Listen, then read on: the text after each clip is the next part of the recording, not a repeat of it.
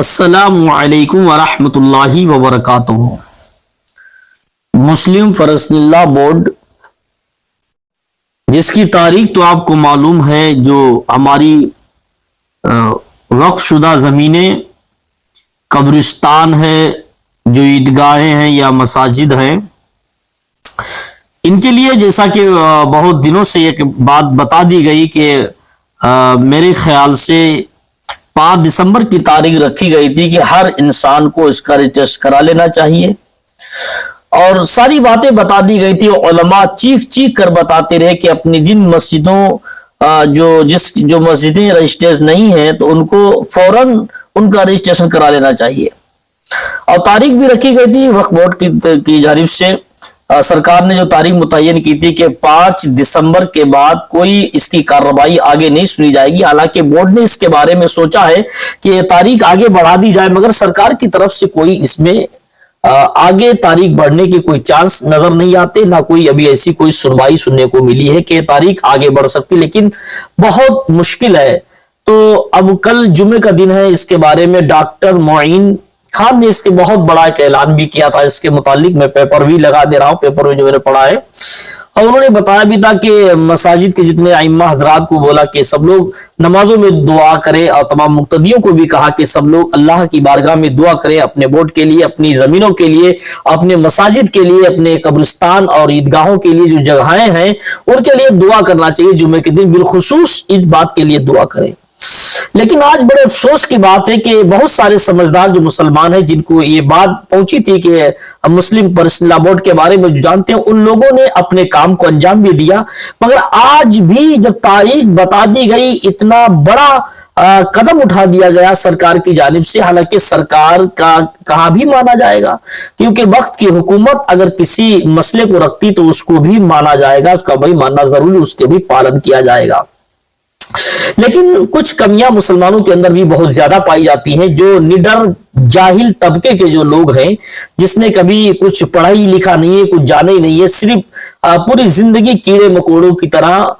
گندی نالی میں پڑے رہے، کہہ لیجئے جو جوا شراب بڈیوں میں، جوا کے اڈوں پر، عیاشیوں کے اڈوں میں پڑے رہتے ہیں، آج انہیں احساس نہیں، مگر افسوس اس بات کا ہے کہ ایسا آدمی جو بالکل جاہل ہو اور نہ اس نے دین کو سیکھا ہو، پوری زندگی کہیں جوئے کے اڈے پہ ملتا ہے، کہیں شراب کے اڈے پہ ملتا ہے، منہ پہ ایک بار بھی نہیں رکھتا ہے، ایک بال اس کے منہ پر نہیں ہلتا ہے۔ لیکن افسوس کی ہماری تمہاری بڑی کم قسمتی ہے کہ آج وہی انسان مسجد کا متولی اور صدر ملتا ہے۔ اب اندازہ لگاؤ، جس مسجد کا صدر، متولی، سیکریٹری یا کہہ لیجئے یا کمیٹی کا کوئی آدمی ایسا ہو جو جوئے کے اڈوں کو آباد کرتا ہو، شراب کے اڈوں کو آباد کرتا ہو، زنا کے اڈوں پہ آباد کرتا ہو، دوسروں کو گھروں میں 12 بجے رات تک بیٹھتا ہو، عیاشی کرتا ہو، ایسا آدمی آج مسجد کا مین آدمی ہوتا ہے، تو بتاؤ اس کو کیا تمہاری مسجد کی فکر ہوگی؟ اس کو کس بات کی فکر ہوگی کہ ہاں مسجد بچنا چاہیے یا نہیں بچنا چاہیے، مسجد میں کوئی کام ہونا چاہیے نہیں ہونا چاہیے؟ اس کو میرے بھائی کوئی فکر نہیں ہوتی، کیونکہ وہ خود سرافہ گندگی میں بھرا ہوا ہوتا، اسے اچھائی نظر نہیں آتی، بلکہ ہر انسان کی اسے برائی نظر آتی ہے۔ بہت ساری جگہوں پر میں نے دیکھا، آج بہت ساری جگہیں ایسی، حالانکہ سب جگہیں نہیں، بہت ساری ایسی جگہیں ہیں جس جگہ کی یہی حالات چل رہے ہیں۔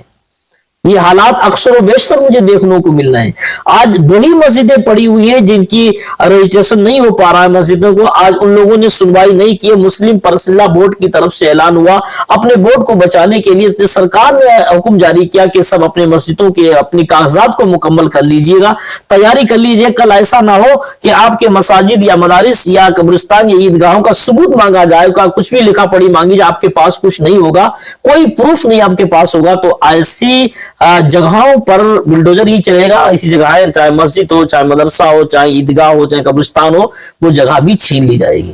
لیکن آج وہی جگہیں آج ایسی خالی پڑی ہیں، ان کی کوئی لکھا پڑھی نہیں کرائیں گے۔ جن لوگوں کے دل میں مساجد کی محبت نہیں ہے، صرف دنیاوی محبت ہے، ایسے لفنگوں کے ہاتھ میں جو ہے، اکثر مسجد میں کام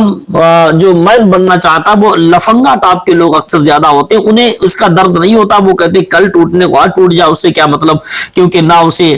کسی وقت کی نماز کی فکر ہے، نہ اسے مسجد کی فکر، نہ اسے یہی نہیں معلوم کہ مسجد اللہ کا گھر ہے، اس میں کیا ہونا چاہیے، مسجد کا ادب کیا ہے، احترام کیا، کوئی فکر نہیں ہوتی ہے۔ تو ایسا آدمی آج مسجد کا وہ جب چاہے امام کو تبدیل کرا دیتا ہے، جب چاہے امام کو کچھ گشنمائی کر دیتا ہے، جب بھی امام پر چاہے کچھ بھی کر سکتا ہے۔ ایسے لوگوں کی بنیاد پر آج اسلام میں بہت بڑا خسارہ اور نقصان پیدا ہو رہا ہے، انہی جاہلوں کی بنیاد پر۔ لیکن ایسے جاہلوں کی جہالت یہ کیوں چلتی ہے؟ تو میں نے اس کے بارے میں ریسرچ کیا کہ ایک ان پڑھ آدمی، ایک جاہل گوار آدمی جس کی زندگی کیڑے مکوڑوں کی طرح نالی میں گزرتی رہی ہو، وہ جب چاہے امام کو تبدیل کرا دیتا ہے، جب چاہے امام کو ہٹا دیتا ہے، جب چاہے کوئی الزامات لگا دیتا ہے، جب چاہے مسجد میں کام رکوا دیتا ہے، جب چاہے مسجد کا کام ہونے نہیں دیتا۔ ایسی کیا وجہ؟ تو اس کے وجہ نکل کے آتی کیونکہ وہ مہینے میں 100 روپے دیتا ہے۔ صرف اس جاہل کی گنڈا گردی مسجد میں صرف اسی بنیاد پر چلتی ہے کہ وہ مسجد میں صرف مہینے میں 100 روپے یا 50 روپے دیتا ہے۔ اس بنیاد پر وہ مسجد کا صدر بھی بننا چاہتا ہے، مسجد کا متولی بھی بننا چاہتا ہے، مسجد کا پورا مین آدمی بننا چاہتا ہے، اپنی بدماشی پوری دکھانے کے لیے۔ لیکن ایسے لوگ نہ ان کا پیسہ دینا بھی اللہ کی بارگاہ میں قبول ہے، اور ایسے کا پیسہ میرے خیال سے لگانا بھی نہیں چاہیے جو لوگ اس طریقے سے ظالم مسلمانوں کے اندر ہیں۔ آج بہت سارے میرے بھائی مسلمانوں میں بھی ایسے ہیں، وہ کہتے ہیں صرف اذان ہونا چاہیے، نماز سے انہیں کیا مطلب؟ اذان ہونا چاہیے، اگر اذان کی آواز سنائی نہیں دی تو فوراً گھر سے باہر نکل کر امام صاحب کا اذان نہیں ہوئی ہے، لیکن نماز کسی ٹائم کی فکر نہیں، نماز کی فکر نہیں، صرف اذان سننا، اذان کی آواز آنا چاہیے، اس کے سوا کچھ نہیں۔ صرف اماموں کو محض غلام بنا کر رکھنے کی کوشش وہی جاہل کرتا ہے جو صرف گٹر گندی نالی کا کیڑا ہوتا ہے۔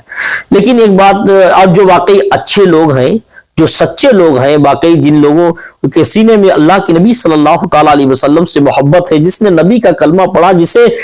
یہ معلوم ہے کہ مرنے کے بعد مجھے قبر کے اندر جانا ہے، جس کو یہ بھی احساس ہو کہ اللہ تبارک و تعالیٰ کی بارگاہ میں مجھے منہ دکھانا ہے، جس کو یہ معلوم ہے کہ اپنے گناہوں کے سزا مجھے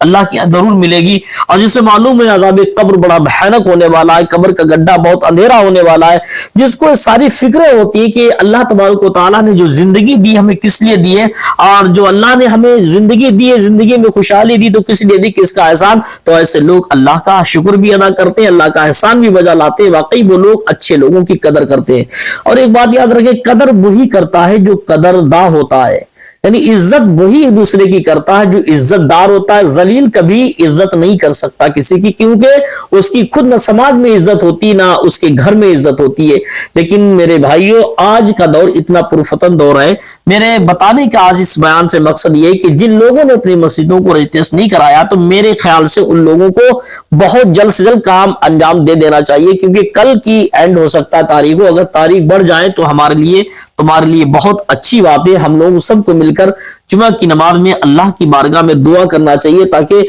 ہمارے معاملات، ہماری دشواریاں، اللہ تعالیٰ ان میں آسانیاں پیدا فرما دے گا اگر ہم دعا۔ لیکن یہ حقیقت ہے مساجدوں کا اور مدارس اسلامیہ کا، قبرستان کا، عیدگاہوں کا، اگر کسی کو صحیح مانا کر درد ہوتا ہے اس کے ویران ہونے کے، اجڑنے سے ختم ہونے کا، تو وہ صرف علماء کو ہوتا ہے، کیونکہ علماء اس کی قدر جانتے ہیں۔ مساجدوں کی قدر اگر کسی کو ہے تو وہ صحیح کر علماء کو ہی قدر ہوتی ہے، کیونکہ انہیں معلوم ہے، کیونکہ ان کا زندگی ہی، پورا جیون ہی مسجد کے ایک کونے میں گزرتا ہے۔ علماء کی زندگی بچپن سے لے کر بڑھاپا آ جاتا تو مدارس اسلامیہ میں ہی گزرتا ہے، کیونکہ جو انسان جس میں رہتا ہے اگر اس میں کوئی خسا نقصان ہوتا تو وہی جانتا ہے اس کا درد کیا ہوتا ہے۔ عوام نہیں جانتی، عوام نے صرف 100-200 روپے دے دیا، اس کے بعد امام پر گنڈا گردی تو دکھا سکتی، باقی اسے مسجد مدارس کی قدر نہیں ہوتی ہے۔ میرے بھائی، یہ اللہ کا گھر ہے، جس طریقے سے تمہارا اپنے گھر کا قدر تمہیں معلوم ہے، ایسے ہی اس سے تو کئی درجہ اعلیٰ تم کو اللہ کے گھر کی قدر کرنا چاہیے، کیونکہ تمہارا گھر ایک عام گھر ہے، اس کی کوئی اوقات نہیں ہے۔ اللہ کے گھر کی تو ادب و احترام قدر وہ ہے کہ اس گھر میں اگر قدم رکھے چلو تو بھی آہستہ قدم رکھو تاکہ کہیں بے ادبی نہ ہونی پائے، کیونکہ اللہ تبارک و تعالیٰ کا گھر، جو مساجدیں جو اللہ کے گھر ایسے ہیں کہ اس گھر میں فرشتے بھی ادب کے دائرے میں رہتے ہیں، مگر آج کا مسلمان ادب کے دائرے میں نہیں رہتا، بڑے افسوس کی بات ہے۔ لیکن یاد رکھو میرے بھائیوں، یہ دنیا چند روزہ ہے، ایک نہ ایک دن یہاں سے سب کو الوداع ہونا ہے، سب کو ودا ہونا، سب کو یہاں سے جانا پڑے گا، اور اللہ تبارک و تعالیٰ کی بارگاہ میں منہ دکھانا پڑے گا۔ ایک بات آئی تو اور بتاتا چلوں، جو لوگ مرنے سے نہیں ڈرتے ہیں، وہ سوچتے ہیں کہ قبر کا عذاب، ارے کوئی عذاب تھوڑی ہوگا۔ لوگ بہت سارے ہمارے بھائی ایسے بھی سوچتے ہیں، ارے مرنے کے بعد کچھ نہیں ہوتا، مٹی مٹی مل جاتی ہے، روح ہوا میں مل جاتی ہے، ساری چیزیں پانی پانی مل جاتی، کچھ بھی نہیں رہتا، مرنے کے بعد کچھ نہیں ہونے والا۔ لیکن یاد رکھو، عیسیٰ علیہ السلام، عیسیٰ روح اللہ قبرستان سے گزر ہوا آپ کا، قبرستان سے عیسیٰ علیہ السلام گزرے اور قبرستان سے اس قبر کے قریب سے گزرے جو نوح علیہ السلام کے بیٹے نوح علیہ السلام کے بیٹے کی قبر تھی۔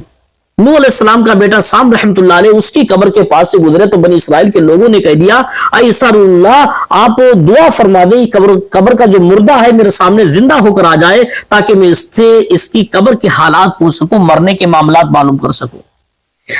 یہ دیکھیے لوگوں کا خیال دیکھیے، پہلے کے لوگ جانتے تو تھے کہ قبر کے اندر مرنے کے بعد حساب و کتاب ہوتا، اس کے مردے کے اوپر کیا گزرتی ہے، ساری باتوں پر ایمان تھا، مگر آج اتنا پلپلا ایمان ہو گیا مسلمانوں کا کہ احساس تک نہیں اس بات کا مرنے کے بعد کیا ہوگا۔ عیسیٰ علیہ السلام کی بارگاہ میں لوگوں نے کہا حضور آپ دعا اللہ کی بارگاہ میں فرما دیں، کیونکہ وہ جانتے تھے عیسیٰ علیہ السلام جو دعا کرتے ہیں اللہ تعالیٰ فوراً پوری کرتا ہے، کیونکہ عیسیٰ علیہ السلام مستجاب الدعوات تھے۔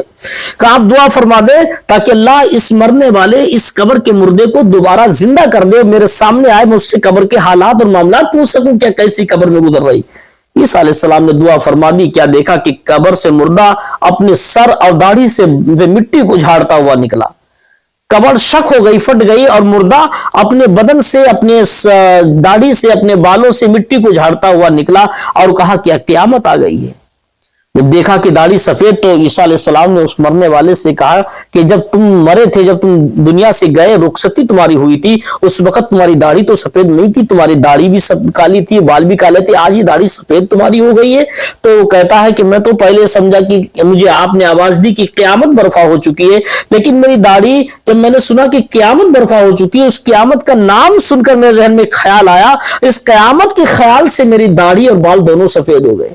اتنا خوف تھا قیامت کے دن کا، کتنا وہ بھیانک دن ہوگا قیامت کا، جس دن سارے لوگوں پر قیامت آئے گی، میدان محشر ہوگا اور سارے لوگوں کو اکٹھا کیا جائے گا، قبرستان کے جتنے مردے سب زندہ ہوں گے، سب نکل کر پہنچیں گے میدان محشر میں حاضر ہوں گے۔ وہ کتنا بھیانک، کتنا کیسا دن ہوگا، اچھے لوگوں کے لیے اچھا دن ہوگا، برے لوگوں کے لیے بہت بھیانک دن وہ ہوگا۔ مسلمانوں آج مرنے کا خوف نہیں رہ گیا۔ یہ ساری باتیں اس لیے بتائی جاتی تاکہ تمہارے سینے میں اللہ اور اس کے رسول کی محبت، خدا کا خوف پیدا ہو، اور جس کے دل میں خدا کا خوف پیدا ہوتا تو واقعی وہی لوگ کامیاب ہوتے، وہی لوگ کامیابی۔ اور مرنا ضرور، یہ دنیا تو ایک بے وفا ہے، اس دنیا سے امید کرنا میرے خیال سے تو جائز نہیں ہے، بہتر نہیں، کیونکہ یہ دنیا سے جتنی امید کرو گے اس دنیا اتنا ہی تم کو دھوکہ دے گی۔ یہ دنیا سے جتنا دل لگاؤ گے، جتنی امیدیں رکھو گے دنیا سے کچھ حاصل کرنے کے لیے، یہ دنیا صرف تمہیں کتے کی طرح پیچھے دوڑائے گی، باقی یہ دنیا تمہیں منزل مقصود تک کبھی نہیں پہنچائے گی۔ اگر کوئی چیز تمہیں منزل مقصود تک پہنچا سکتی تو وہ اللہ اور اس کے رسول کی محبت ہے، ورنہ دنیا کی کوئی چیز ایسی نہیں ہے جو تمہیں جنت دلا سکے۔ اور یہ صرف بے وفائی ہے، دنیا کے اندر کچھ بھی نہیں ہے۔ دیکھیے کیا لکھنے والے شاعر نے کیا خوب کہا تھا، بے وفا دنیا پہ مت کر اعتبار، بے وفا دنیا پہ مت کر اعتبار، تو اچانک موت کا ہوگا ایک دن شکار۔ بے وفا دنیا پہ مت کر اعتبار، تو اچانک موت کا ہوگا ایک دن شکار، موت آ کر ہی رہے گی یاد رکھ، موت آ کر ہی رہے گی یاد رکھ، جان کر ہی رہے گی یاد رکھ، جان جا کر ہی رہے گی یاد رکھ۔ مسلمانوں یہ حقیقت ہے، بے وفا دنیا پہ مت اعتبار کر، تو اچانک موت کا ہوگا ایک دن شکار۔ یہ حقیقت ہے میرے بھائیو، دنیا کے اندر جو آیا ہے اسے ایک نہ ایک دن تو جانا پڑے گا، اگر جہاں بھی تو 100 برس جی لے لیکن تجھے تو موت آئے گی۔ ایک دن چاہے تو دنیا کے اندر تو 100 برس کیا 1000 برس جی لے، مگر ایک دن ایسا آئے گا کہ تجھے موت چکھے گی، تجھے موت اٹھا کر دے جائے گی۔ اللہ ہم سب کے ایمانوں کی حفاظت فرمائے اور تمام دنیاوی محبت سے اللہ ہم سب کو دور فرمائے۔ اگر ہمارے سینے میں کوئی